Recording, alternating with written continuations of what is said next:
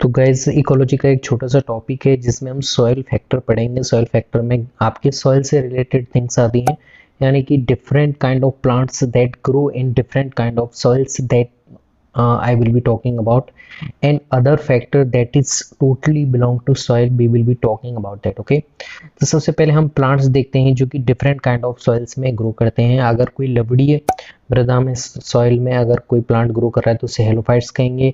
चट्टानों पर कर रहा है तो उसे लिथोफाइट्स कहते हैं। दरारों पर करता है उसे चेस्मोफाइट्स कहते हैं। ठंडी मृदा में करता है तो उसे क्रायोफाइट्स कहते हैं। ठंडी मृदा यानी कि आपके ध्रुवीय बर्फों पे जो मिलती है। रेत पर करता है तो उसे बोलते हैं सेमोफाइट्स।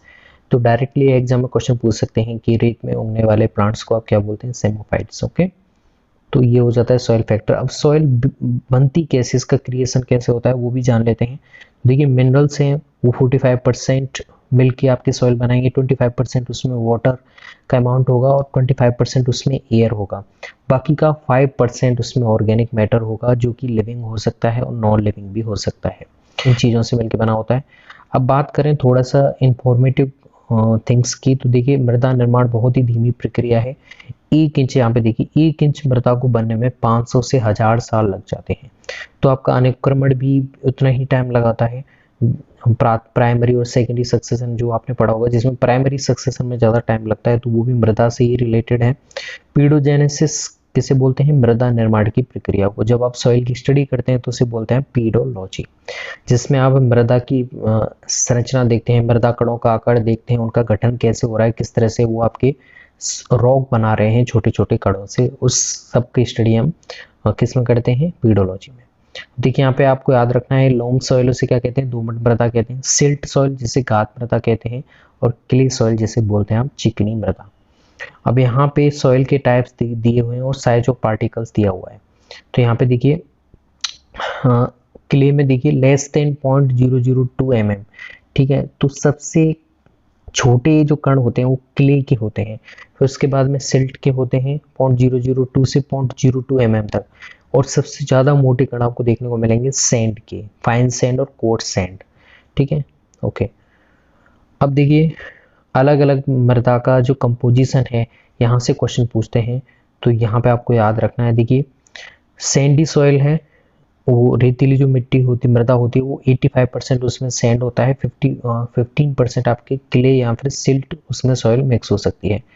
लोम जिसे आप दोमट मिट्टी कहते हैं उसमें 70% आपकी सैंड होगा, 30% क्ले या सिल्ट होगा, या फिर दोनों मिलके भी हो सकते हैं। सिल्ट सॉइल जिसमें 90% सिल्ट होता है, 10% सैंड होता है, ठीक है। अब यहाँ पे सबसे ज़्यादा आपके उत्पादन के लिए श्रेष्ठ मानी जाती है दोमट, क्योंकि उसमें एरेशन अच्छा होता है और जल धारण क्षमता उसमें ज़्यादा होती है रेदर देन दूसरी सॉइल्स के, ठीक है। उच्च जड़ वेदन भी होता है, यहाँ पे एरेशन भी अच्छा होता है, जल धारण क्षमता भी इसकी बहुत अच्छी होती है। अब हम सॉइल्स की लेयर की बात करें तो सॉइल्स में दो तरह की आपको देखने को मिलेंगी। एक टॉप लेयर होती है, टॉप सॉइल बोलते हैं जिसे, दूसरी होती है सब सॉइल, ठीक है, जो कि टॉप सॉइल से नीचे मिलेगी।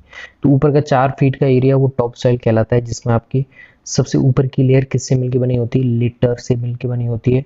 उससे नीचे डफ से मिलकर बनी होती है, ठीक है। आंशिक रूप से जो आपका रिड्यूस जो ऑर्गेनिक मैटर होता है वो लेटर होता है। थोड़ा सा और रिड्यूस हो जाता है तो वो डफ हो जाता है, और फिर और ज़्यादा रिड्यूस हो जाएगा तो वो ह्यूमस आपकी क्रिएशन कर देता है। तो A1 लेयर ह्यूमिक जॉन है, A2 लेयर आप जोन ऑफ लीचिंग है, निच्छालन का जोन है। यहाँ से आपकी घुल के मृदा के जो मिनरल्स हैं वो अंदर आ सकते हैं या फिर मिट्टी के साथ बह सकते हैं, लीचिंग जिसे बोलते हैं। अब देखिए सब सॉइल में आपके 3 जोन देख सकते हैं आप, B-C-D। बी वाली जॉइन इलुवियल जॉइन है, सी आंशिक रूप से अपक्षयित है, और डी है जो कि नॉन रिड्यूसिंग है, डी का रिडक्शन नहीं होगा। तो ये सॉइल्स के हैं कुछ जोन। सबसे ऊपर का लेटर, फिर डफ, फिर ह्यूमिक जॉइन, फिर इलुवियल जॉइन, जो कि ह्यूमस और मिनरल से मिलकर बना होता है। और ह्यूमस क्या होता है? पूर्ण रूप से अपघटित आपका ऑर्गेनिक मटेरियल, जो कि टोटली रिड्यूस कर दिया है आपके किन्होंने? माइक्रो ऑर्गेनिज्म ने, ठीक है। और उसके नीचे आपकी सब सॉइल क्रिएशन शुरू हो जाती है। तो ये था आपके सॉइल के बारे में। अब क्वेश्चन पूछें तो सबसे अच्छा एरेशन किस में होता है? तो वो लॉम सॉइल में होता है, क्योंकि उसमें उसकी जो जल धारण क्षमता अच्छी होती है और एरेशन अच्छा होने से फसल उत्पादन के लिए सर्वाधिक श्रेष्ठ मानी जाती है, ठीक है। और ये कंपोजिशन आप याद रखना, एग्जाम में पूछ लेते हैं। तो आई होप गाइस ये सॉइल फैक्टर है जो कि एग्जाम से रिलेटेड है, जो मैंने समझा आपको बताना ज़रूरी है। थैंक्स, मिलते हैं अगली नई वीडियो में नए टॉपिक के साथ।